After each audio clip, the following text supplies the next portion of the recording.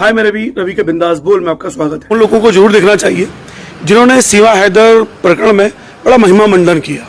एक 4 बच्चों की मां पाकिस्तान से हिंदुस्तान आती है और पूरा भारतीय मीडिया उसके गुणगान करने लग जाता है, ये सोच के कि ये सामाजिक व्यभिचार था।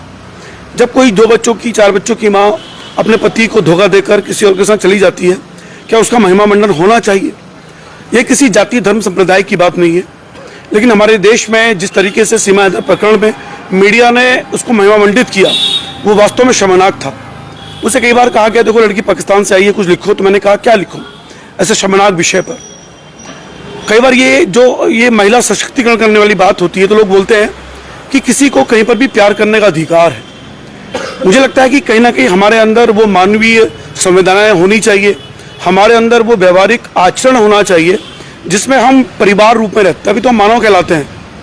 अगर हम शादी के 4 बच्चे होने के बाद, 2 बच्चे होने के बाद हमें किसी से प्यार हो जाता है, उससे हम भाग जाते हैं।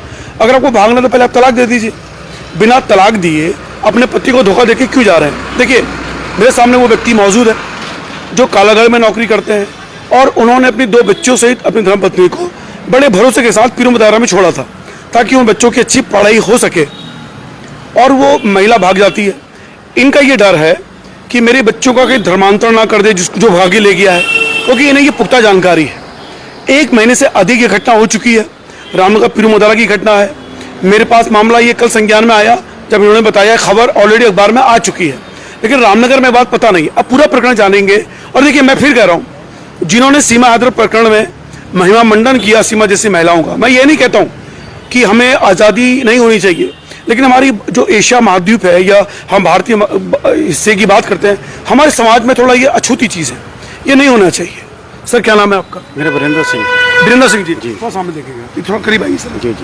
वीरेंद्र सिंह जी कहाँ रहते हैं? मैं अपना पीरू मदारा रहता हूँ। अच्छा, जॉब कहाँ करते हैं आप? जॉब कालागढ़ करता हूँ सर। कालागढ़। आपकी शादी को कितना साल हो गया है? 15 साल हो गए। 15 साल हो गए। कितने बच्चे हैं आपके? मेरी 3 बेटियाँ हैं। तीन बेटियां हैं आपकी? कितनी कितनी उम्र की हैं? एक तो 13 साल की है जो अपनी नानी के पास रहती है पंजाब की। 2 मेरे पास रहती है यहाँ पर। अच्छा जी। तो क्या आपके और आपकी पत्नी के बीच संबंध ठीक नहीं थे, लड़ाई झगड़े होता था? नहीं, ऐसा कुछ नहीं। तो ऐसा क्या कराना है कि आपकी पत्नी जो है आपको धोखा देके 2 बच्चों के साथ निकल गई? ये तो मुझे पता नहीं है इस बात का। अच्छा, मुझे ये जानना है कि जिसके साथ भागी, ये पुख्ता तौर पे आप कैसे कह सकते हैं कि उसके साथ भागी? उसका नाम इरफान है, उसका मोबाइल नंबर भी है। कहने का मतलब ये है कि जो मेरी 2 बेटियां हैं उससे मुझे मतलब है कल को उनके साथ कोई ऐसी घटना ना हो जाए कि मतलब कि वो बेच दे, कुछ कर दे। अच्छा, आपको डर लग रहा है कि वो बेच ना दे? आपको ये डर लग रहा है? जी। तो आपने जब इससे, आप महीने में कितनी बार घर आते थे? महीने में कभी 2 बार, कभी 3 बार। रात को आया और सुबह निकल गया। सुबह निकल जाते थे? अच्छा, तो सैलरी वाली फीस भी सारी इनके अकाउंट में जाती थी? सारी इनके अकाउंट में जाती थी? बिल्कुल बिल्कुल। देखिए, ये उन लोगों को भी सोचना चाहिए, क्योंकि कई ऐसा क्षेत्र जब पति जब बाहर नौकरी कर रहा है, उसकी धर्मपत्नी घर में मौजूद है और अपने पति को धोखा दे रही है। देखिए, पति किन परिस्थितियों में नौकरी कर रहा है, अपने परिवार को पालने के लिए अपने परिवार से दूर है, और उसके बाद उन परिवार की जो महिलाएं हैं, उनकी धर्मपत्नियां हैं, वो किस तरह से गुलछड़े उड़ाती हैं, अपने पतियों के पैसों की भी बर्बादी करती हैं और साथ में उसके मान इज्जत भी गिराती हैं और धोखा भी देती। उस धोखे का इलाज नहीं है। अच्छा, जब आपने यहाँ लाए उन्हें, तो आपने अपने साथ क्यों नहीं रखा उन्हें? क्योंकि मेरी नौकरी हुई थी, मैं 6 साल हो गए मेरे को वहाँ। मूलतः कहाँ के रहने वाले हैं आप? पंजाब के। पंजाब के रहने वाले। तो आप पंजाब, आप यहीं क्यों आए? मतलब उनको हमने पीरू मदारा ही क्यों छोड़ा? तो हमारे पिताजी जो है कम से कम 40-50 साल से यहीं थे। अच्छा, यहीं थे? अच्छा, रामनगर में? रामनगर में उनका ब्याह शादी का ठेकों का काम चलता था। अच्छा जी। तो जो हमारे बघरा चौधरी साहब हैं, तो उनके साथ जो उड़ना बैठना था, तो उनकी रैली में जाना। अच्छा, आपके पापा का क्या नाम था? बलवंत सिंह जी। बलवंत सिंह जी। और उनका किससे था? ये हमारे जो पूर्व चेयरमैन भगीरथ लाल चौधरी जी। सुनिए, भगीरथ लाल चौधरी जी पूर्व चेयरमैन के साथ इनके पिता के अच्छे संबंध हैं, ये बता रहे हैं जी। आगे उसके बाद, अच्छा, तब इसलिए आप यहाँ रहते थे आप? जी। अच्छा, अब वो कहाँ है आपके माता पिता लोग? पैसे हम जो हमारी जो जमीन है भानिया रेलवे रोड पे है, वो हमने मकान बेच दिए सारे वहाँ। अच्छा। तो अब जो है 2 भाई मेरे जो है अपना रुद्रपुर रहते हैं, तो मैं घर वालों से बचपन से अलग रहता था यहाँ। अच्छा जी। आपकी धर्मपत्नी किस इलाके की है? पंजाब की। वो भी पंजाब की है। तो इस बीच जब आप आए, कभी शक नहीं हुआ आपको कि आपकी धर्मपत्नी धोखा, क्योंकि जब कोई औरत भाग रही है तो एक दिन तो भागेगी नहीं, उसने पूरा समय लिया होगा, सोचा, कभी भी आपको शक नहीं हुआ? मेरे को कोई शक नहीं हुआ था। ये 29 तारीख की बात है, बोले कि वो भावना के पापा हम 2 दिन के लिए शनिवार को आपके पास आएंगे। ठीक है। अब इनकी प्लानिंग पता नहीं क्या थी, इन्होंने 3 तारीख को सामान पैक करा, मोहल्ले वाले कह रहे थे, और वो 4 तारीख को जो 10:30 बजे यहाँ से निकल गई वो। तो वो जब निकली तो आपको संज्ञान में कैसे आया कि निकल गई है वो? संज्ञान भी ये आया कि जब मैंने 10:30 बजे फ़ोन किया था, मैंने बात करी थी उनसे, तो बोले भावना पापा मैं जा रही हूँ बैंक, नैनीताल बैंक गई है, तो पैसे निकालने जा रही हूँ, तो हम आते हैं परसों को। मैंने ठीक है। जब मैंने 11 बजे फ़ोन किया तो इसके पास स्विच ऑफ जा रहा था सारा। उस दिन जिस दिन जो चली गई? जी 4 तारीख से मैं 5 बजे तक नंबर मिलाता रहा तो उनका नंबर नहीं लगा। 4 अगस्त? जी। तो इसलिए फिर मैं रात को वहाँ से निकला, एक हथौड़ी लेके आया, तो मैंने गेट पे ताला तोड़ा अपना। गेट में ताला तोड़ा? जी। फिर मोहल्ले वाले आ गए सारे। देखिए मैं अभी फोटो भी दिखाऊंगा इनकी 2 बेटियों की, इनकी धर्मपत्नी की, इनके मोबाइल से, क्योंकि लाइव चल रहा है। अच्छा, जब ये सब प्रकरण हुआ फिर आप कब यहाँ आए? मैं कम से कम 9 साढ़े 9 बजे करीब आया रात यहाँ। अच्छा, 4 तारीख। घर में ताला लगा हुआ था? घर में ताला लगा था। अच्छा, फिर ताला तोड़ा क्या आपने? मैं हथौड़ी लाया था तोड़ा। पुलिस में कब गए आप? मैं 5 तारीख को। 5 तारीख को गए। पुलिस वालों ने क्या किया? पुलिस वालों ने कुछ नहीं, उन्होंने खाली अपनी फुर्ती कर दी, उन्होंने खाना पूर्ति कर दी। अभी 1 महीने के बाद हो गया, कहाँ तक जांच आगे पहुंची है? जांच भी कुछ नहीं है। जब मैं रोज जाता हूँ सुबह शाम, मुझे 20 दिन हो गए कम से कम जाते लगातार, कि बोले कि अभी रिपोर्ट आ रही है, मतलब रिपोर्ट जो है पहले आ गई है, सारी बातें फोन की, इसकी डिटेल सारी कुछ आ गई है। देखिए मैं 2 बातें कहना चाहता हूँ इस वीडियो के माध्यम से। दरअसल पुलिस के पास गए, और पुलिस के पास, क्योंकि देखिए महिला बालिग है, और अगर महिला बालिग अपनी मर्जी से भागी तो पुलिस वाले कुछ नहीं कर सकते। और आपने देखा होगा कि जब लड़कियां 18-20 साल की हो जाती हैं, फिर वो किसके साथ भी जाएं, उसमें पुलिस वाले कुछ नहीं कर सकते, और वो बेचारे अपनी कोशिश करके। अब देखिए, जब मान लीजिए कि इनकी मिसेस पंजाब चलेगी या किसी इलाके में चलेगी भाग के अपने 2 बच्चों को लेके, अब पुलिस अपना पैसा खर्च करके जाएगी, उसे सरकार का पैसा नहीं मिलता, फिर अपना पैसा खर्च करके वहाँ जाएगी, वो महिला को लेके भी आएगी। जब महिला ये कह देगी देखो मैं नहीं रहना चाहती इनके साथ, तो पुलिस ठगी रह जाती है। तो मुझे ऐसा लगता है कि इस मामले में पुलिस इसलिए उदासीन रहती है कि बालिग वाले मामलों में वो उदासीन हो जाती है। और इस मामले पर मैं पुलिस वालों से इतना कहना चाहता हूं सर, मामला 2 बच्चियों का है, इसे 2 बच्चों के मामलों को, कि जिसके साथ भागी है ये बता रहे हैं कि इरफान उसका नाम है, और उनको डर है कि कहीं उसको वो बेच ना दे, उसका धर्मांतरण ना कर दे। हालांकि जब हम अनौपचारिक बात कर रहे थे, और ये डर उनके मन में है, तो उन 2 बच्चियों को वो कहाँ हैं, सुरक्षित हैं, कैसी हैं, ये एक पिता का डर है। आपके ये मन में चिंता आ रही है बार बार, ये कह रहे हैं? जी। तो मैंने जो उनको 15 तारीख का दे रखा मैंने टाइम जी चौकी वालों को। हाँ। अगर 15 तारीख तक कुछ नहीं हुआ तो यही पर अपने आग लगा लूंगा ही। अच्छा, आप देखिए ये एक नई बात और कर रहे हैं। देखिए मुझे लगता है कि लेकिन अपनी आग लगाने का कोई सॉल्यूशन नहीं होता है सर। आपने 15 अक्टूबर का टाइम दिया है इनको, 15 अक्टूबर का टाइम दिया है। अगर 15 अक्टूबर नहीं लगा तो ये कहना आगे, देखिए इस तरह की बातें तो नहीं करनी चाहिए, क्योंकि देखिए अपना जीवन है आपका। लेकिन हाँ, मैं चाहता हूँ इस वीडियो के माध्यम से, मैंने उत्तराखंड पुलिस को भी टैग किया है, और जो ये लोग वीडियो देख पा रहे हैं शेयर जरूर करें, ताकि पुलिस पर दबाव बने। और वो 2 बच्चे, देखिए इरफान लेके गया है, वो बेच ना दे, और हमारे उत्तराखंड से कई बेटियां लापता हो रही हैं। उस आदमी, क्योंकि देखिए आपकी बीवी की उम्र क्या थी? 36 साल। 36 साल की। क्योंकि उस व्यक्ति की उम्र कहीं ये तो नहीं थी कि उसका टारगेट 2 बेटियां रही हो, ये कयास है।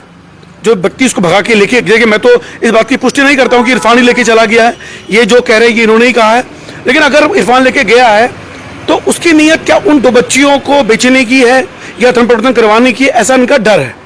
तो ये डर आपके मन में क्यों आया कि धन परिवर्तन कर सकता है या मार सकता है? उसका नाम इरफान है मोहम्मद जाति से वो। देखिए फिलहाल देखिए चलो इस विषय में देखिए, एक हमारे मन में कयास रहता है कि वर्ग विशेष है, धर्म विशेष है, तो वो ऐसा कर सकते हो कि ऐसी खबरें आती हैं, धर्म परिवर्तन की खबरें आती हैं, ये खबरें आती हैं, तो ये डर भी इनका जायज़ कह सकते हैं। लेकिन इस विषय पर मुझे लगता है कि माँ को चिंता होनी चाहिए, और माँ अगर भागी इरफान के साथ तो वो 2 बच्चों के साथ गलत नहीं होने देगी। लेकिन इससे पहले आपने देखा होगा, मुझे याद है रुड़की लक्सर की बात है, एक 3 बच्चों को लेकर भाग गया, 3 बच्चों की माँ विधवा थी, 3 बच्चों का उसने जो है धर्म परिवर्तन करवा दिया, वो कोई कबाड़ वाला था। तो मुझे लगता है कि इनका डर भी जायज़ है। तो उत्तराखंड पुलिस को इस विषय पर संज्ञान लेना चाहिए।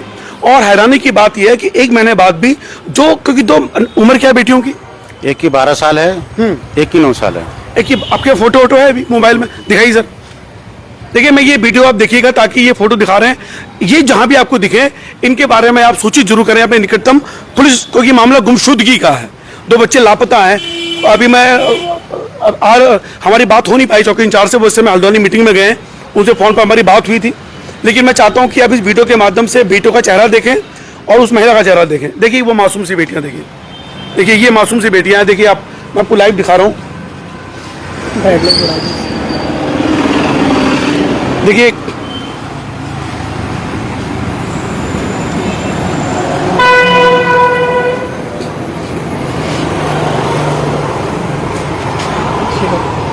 ये देखिए, ये देखिए बड़ी बेटी, बड़ी बेटी का नाम क्या बताओ आपकी?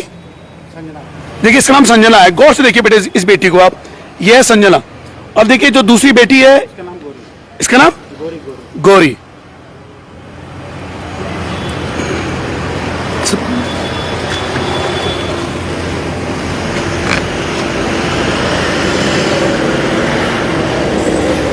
और देखिए ये इनकी धर्मपत्नी है।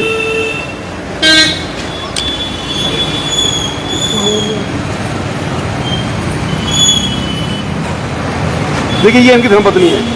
इनका नाम क्या है धर्मपत्नी का? रेखा सिंह। देखिए रेखा सिंह है, ये गुमशुदगी है, ये लापता हुई है या भागी है, क्या हुई है, ये देखिए आप, ये चेहरा देखिए गौर से।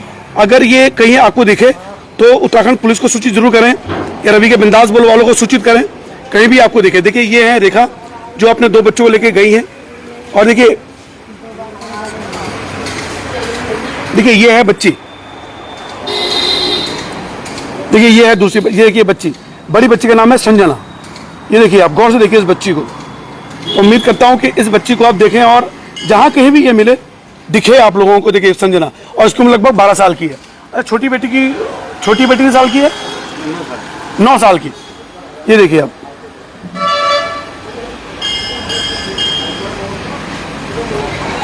ये देखिए ये छोटी बेटी जो है 9 साल की है।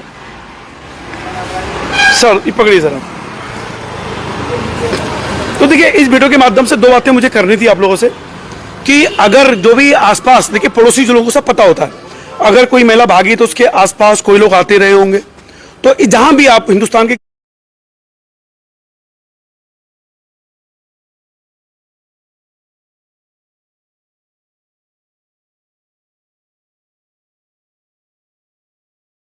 नौ साल की है।